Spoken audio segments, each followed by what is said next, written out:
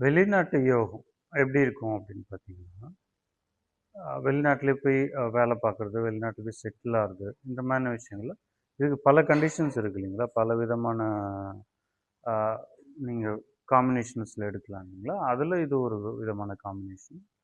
அது ஜென்ரலா பார்த்தீங்கன்னா, 8ஆம் இடம் அப்படி இல்லைன்னா 12ஆம் இடத்துல ஏதாவது ஒரு சுப கிரகம் இருக்கும். அதாவது ஏதாவது ஒரு சுப கிரகம் இருக்கலாம், 3 சுப கிரகமே இருக்கும். குரு, அ சுக்கிரன், அப்புறம் புதன் இந்த மாரி 3மே இருக்கலாம். ஏதாவது 1 கூட இருக்கலாம். இல்ல ஏதாவது கிரகம் வந்து செவ்வு கிரகம் வந்து அந்த 8 இல்லைன்னா 12ஆம் வீட்ட பார்க்கலாம். இப்போ குரு வந்து 12ல இருந்தாருன்னா, அவரு ஆட்டோமேட்டிக்கா 8ஆம் வீட்ட பார்ப்பார் இல்லைங்களா? ஸோ அந்த மாரி ஏதோ ஒரு காம்பினேஷன்ல இருக்கணும். ப்ளஸ் வந்துட்டு அ 12, 11 இல்லைன்னா 8 அப்படி இல்லைன்னா 7ஆம் இடம். இந்த 4 கிரகத்துல ஏதோ ஒரு கிரகம் வந்து உங்களுக்கு வந்து தசை நடத்தும்போது அந்த இது வந்து ஒர்க் ஆகும். அ அவங்க படிப்புக்கு தகுந்த மாரியான ஒரு வேலை அதுக்கு அது மாரி செட் ஆகும்.